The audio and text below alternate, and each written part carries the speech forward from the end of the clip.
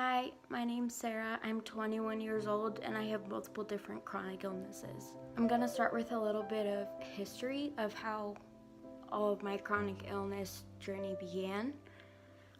I have always had stomach issues since I was born, but they were just considered like I was a colicky baby, or I was lactose intolerant, or I was allergic to something. But in reality, we know now that that was not the case. In my sophomore year of high school, I was a cheerleader and I always came home from practice in a lot of pain. And it was mainly my stomach that was hurting. But later we found out it wasn't because of cheer, it was because my body was struggling. My primary care doctor took a blood test, many blood tests, and we ended up finding out that my liver numbers were extremely high, and after going to see a hepatologist, which is a liver doctor at UCLA, I was diagnosed with autoimmune hepatitis. And autoimmune hepatitis just basically means that my liver is being attacked by its own enzymes, and my liver is seen as a danger or some sort of thing that is bad, and my body wants to defeat it and get rid of it. So we had to intervene, and I am taking 2 medications just for that. And after being really sick for 5 years, my liver being really sick and damaged, we have it under control for the first time, which is amazing. And after I was diagnosed with autoimmune hepatitis, more and more diagnoses kept popping up. The first one was IBS. I always have had stomach issues, and I noticed that I have a hard time digesting food or the rest of it. And I was then diagnosed with IBS. In July of 2017, I started having a lot of scary symptoms, and they were symptoms like feeling dizzy all the time and weak, fatigued. I had a really hard time with heart palpitations, and I felt like my heart was always racing. I felt like I was always gonna pass out. So I ended up going to urgent care, and they said I was dehydrated, and they gave me fluids, IV fluids, which actually seemed to really help. But after that, those problems weren't fixed, and we knew that it wasn't just dehydration. I then went to a cardiologist, and I had a tilt table test done, and I was diagnosed with POTS. POTS stands for postural orthostatic tachycardia syndrome, which that took me a long time to memorize, but basically what it means is when I change positions from lying to sitting or sitting to standing, my blood pressure drops and my heart rate goes up. So before I had any medications or anything like that, my heart rate would be around 75 laying down, and when I would go to stand up, it would almost get to 200 BPM, which is dangerous and pretty severe. And I am now taking 3 medications for POTS. And even though I am taking 3 medications, it's still very difficult to manage. I am supposed to drink about 3 liters of water a day, which I'm unable to do for another reason that I'll get into in a couple seconds. But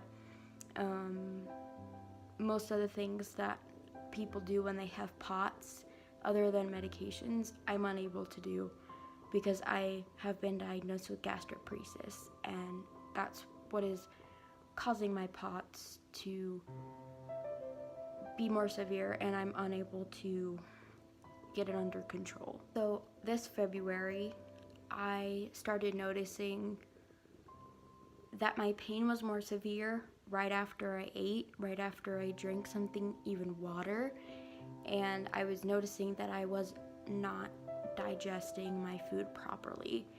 And so I thought, oh, it sounds like gastroparesis.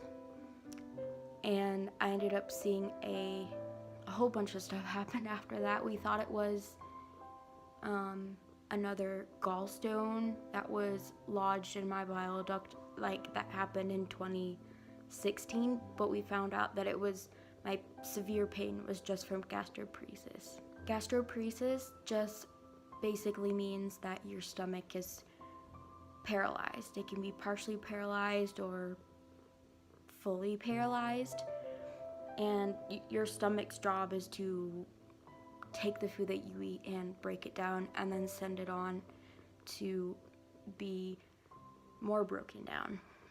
But when I noticed that my food was not being digested and I was not getting the nutrients I needed from the food that I was eating.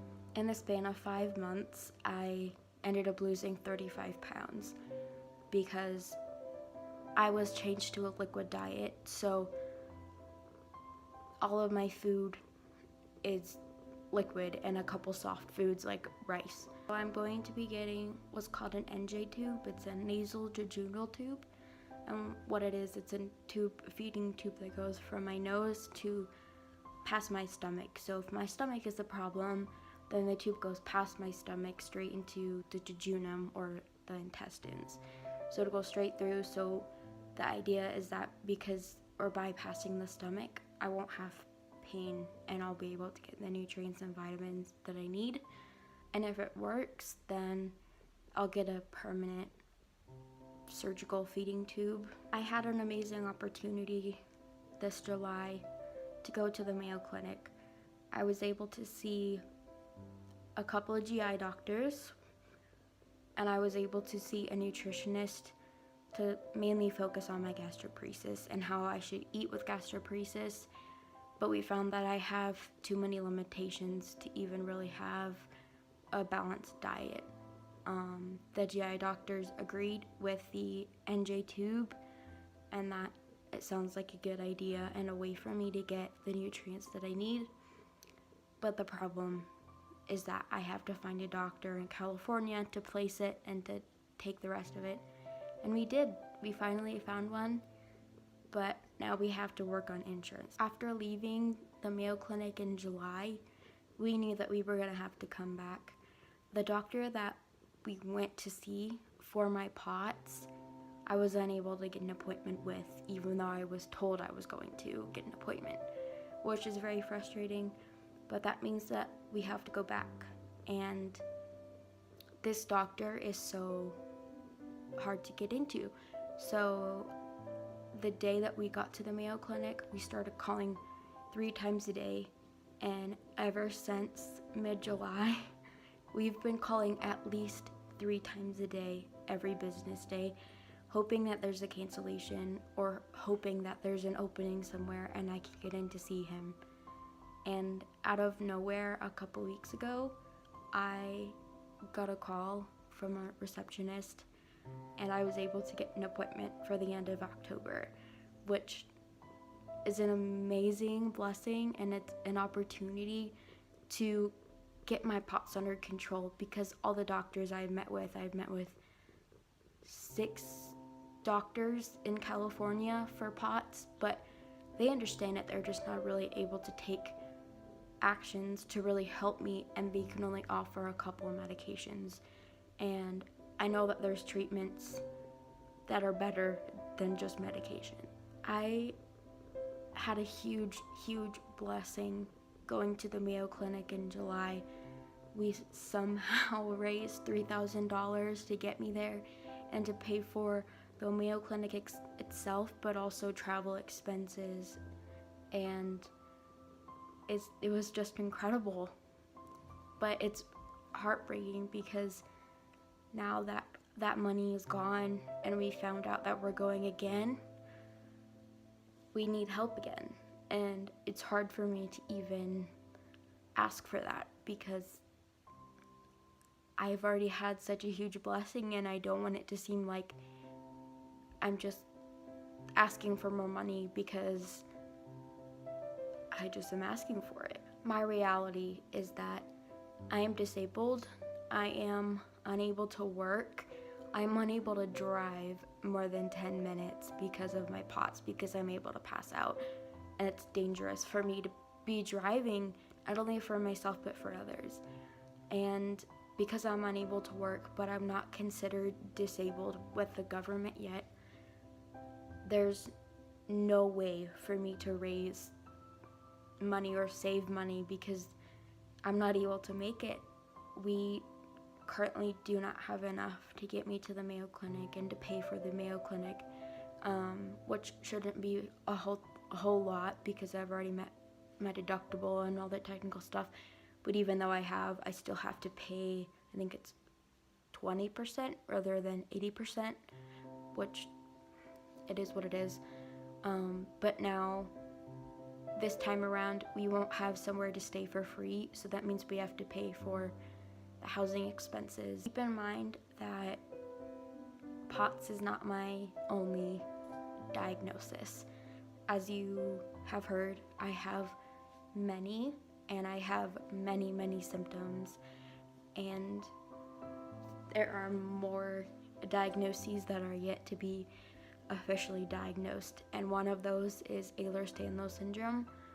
A lot of doctors that I've talked to believe that I do have it, but this doctor that we're going to see at the Mayo Clinic will be the doctor to officially diagnose me with EDS, because no other doctor can do that because they don't really know much about it, and they're only able to look at it from a couple sentences and say, yeah, that fits you, but they're not able to officially diagnose me. But this doctor that I'm going to see at the Mayo Clinic can. The thing about EDS, Ehlers-Danlos syndrome, is that there's no cure for it.